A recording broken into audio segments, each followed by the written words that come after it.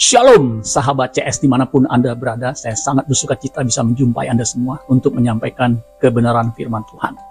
Kebenaran firman Tuhan pada kesempatan kali ini berjudul Burn but not burn out. Burn, terbakar, but not burn out, tapi tidak menghanguskan atau tidak menghabiskan. Siapa yang mengalami burn but not burn out? Ini kita akan bahas, saudara. Bagi saudara yang baru pertama kali menyaksikan tayangan ini, langsung saja subscribe. Ya, subscribe itu gratis, saudara. Dan jangan lupa bagikan kepada yang lain supaya yang lain pun diberkati melalui pemberitaan firman Tuhan ini. Ingat, firman Tuhan yang keluar dari mulut Allah tidak akan kembali dengan sia-sia. Burn but not burn out. Keluaran pasal 3 ayat 2 dikatakan begini, lalu malaikat Tuhan menampakkan diri kepadanya di dalam nyala api yang keluar dari semak duri. Ini peristiwa Musa menyaksikan datangan malaikat Tuhan. Lalu Musa, melihat dan tampaklah semak duri itu menyala, tetapi tidak dimakan api. Nah, ini luar biasa, saudara sekalian. Ya. Semak belukar menyala, tetapi tidak menghanguskan semak belukar itu. Nah, itu saya yakin percaya sebuah mujizat, sebuah fenomena yang sulit dijelaskan secara akali. Tapi itu yang terjadi, saudara. Ketika Musa melihat kejadian itu, dia sangat terkejut. Terjemahan bahasa Inggris mengatakan, and the angel of the Lord appeared to him, menampakkan diri kepadanya, malaikat, in a flame of fire out of the middle of a bush. Lihat tuh dikatakan, a flame of fire, nyala api, out of the middle of a bush, di tengah-tengah semak belukar, ya, atau semak duri. And he looked, dan dia melihat, and behold, perhatikan, and behold, the bush burn with fire. Semak duri atau semak belukar itu terbakar, burn with fire. And the bush was not consumed. Judul renungan ini diambil dari sini, burn but not burn out. Ya, tidak terbakar. Atau burn out juga slang dari bahasa Inggris, artinya burn out, kelelahan, kehabisan tenaga. Ya. Jadi Musa melihat penglihatan yang luar biasa ini, di mana semak duri menyala, tetapi tidak terbakar. Hal itu terjadi karena apa? Ada malaikat Tuhan di tengah semak duri itu, saudara. Nah, saudara, peristiwa apa yang disaksikan Musa ini mengingatkan kita dengan hari Pentakosta, yang hari Minggu ini kita peringati hari Pentakosta, di mana Roh Kudus diturunkan, dicurahkan, ya, dalam rupa atau bentuk lidah-lidah api dan hinggap kepada semua murid yang berkumpul di loteng atas. Diperkirakan 120 orang murid baik Rasul 12 maupun mungkin murid yang 70 dan sebagainya, sehingga jumlah mereka itu ada 120 orang. Dikatakan lidah api itu tidak menghanguskan mereka, melainkan membuat mereka berapi-api, ya, menyampaikan kabar baik.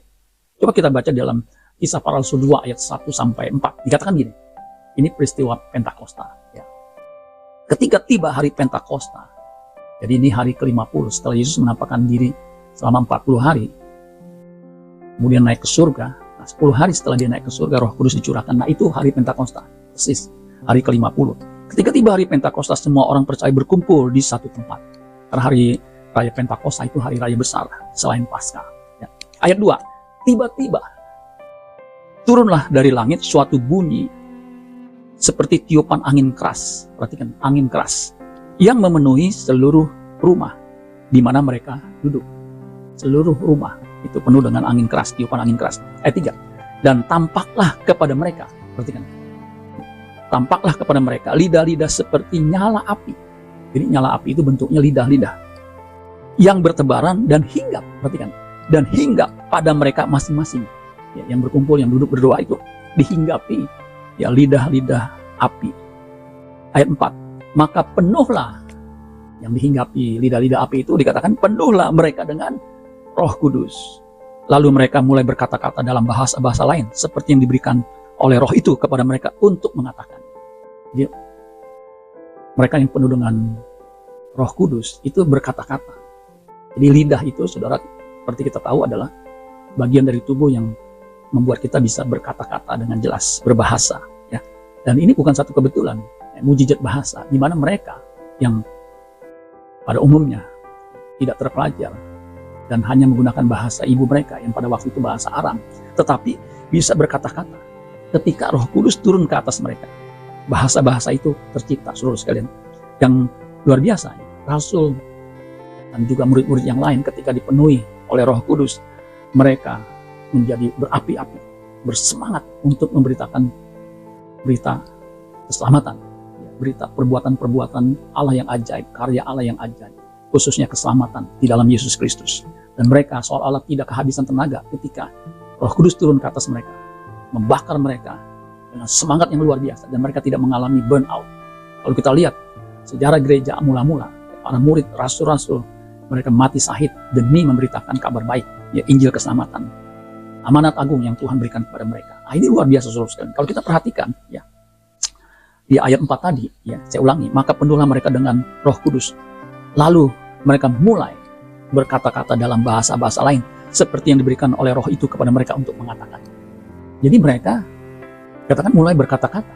Bahasa-bahasa lain ini bahasa yang mereka tidak pernah mereka pakai, karena bahasa lain, ya speak in tongue, bahasa lain saudara ya. Ada 15 bahasa lidah yang berasal dari berbagai bangsa yang diucapkan oleh para murid yang penuh dengan Roh Kudus itu.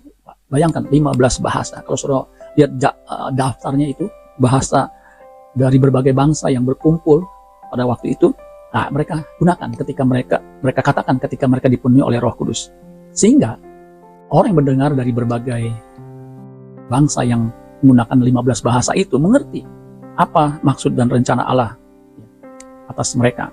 Jadi kalau kita baca ayat 11 Kisah Para Rasul 2, baik orang Yahudi maupun penganut agama Yahudi, orang Kreta dan orang Arab, dikatakan kita mendengar mereka berkata-kata dalam bahasa kita sendiri tentang perbuatan-perbuatan besar yang dilakukan Allah. Jadi kata-kata yang mereka ucapkan ada 15 bahasa yang mereka ucapkan, tapi isinya sama, yaitu perbuatan-perbuatan yang besar yang dilakukan Allah. Perbuatan besar yang dilakukan Allah yang dinanti-nantikan para nabi dan orang-orang beriman adalah karya Kristus di kayu salib untuk menyelamatkan manusia dari dosa. Itu perbuatan Allah yang besar, saudara sekalian. Ya, ini luar biasa, saudara sekalian. Dan kalau kita perhatikan, saudara sekalian, sesungguhnya amanat agung itu juga menjadi bagian kita. Setiap orang yang percaya kepada Yesus sebagai Tuhan dan Juru Selamat itu diberi amanat, diberikan perintah, Great Commission, untuk memasyurkan, memberitakan kabar baik, di mana karya Allah dalam Yesus Kristus itu yang memungkinkan manusia untuk diselamatkan. 1 Petrus 2 ayat 9, tetapi kamulah bangsa yang terpilih, imamat yang rajani, bangsa yang kudus, umat kepunyaan Allah sendiri, supaya kamu, perhatikan, memberitakan perbuatan-perbuatan yang besar dari Dia, yang telah memanggil kamu keluar dari kegelapan kepada terangnya yang ajaib. Luar biasa, saudara. Kita beruntung percaya Yesus disebut anak Allah, dan tugas kita hanya satu, bagaimana kita memuliakan Allah dan juga menyampaikan kabar keselamatan, supaya setiap lidah, setiap lutut bertelut, ya, mengaku Yesus sebagai Tuhan dan Juru Selamat, karena Dia adalah Tuhan bagi kemuliaan Allah Bapa. Biar amanat agung itu terus menerus kita laksanakan, karena itulah perintah sampai Yesus datang kedua kalinya. Perintah itu tidak pernah dicabut, karena itulah amanat yang kita harus tunaikan sebagai orang yang dipenuhi oleh Roh Kudus. Selamat Hari Raya Pentakosta. Tuhan Yesus memberkati. Sola Gracia.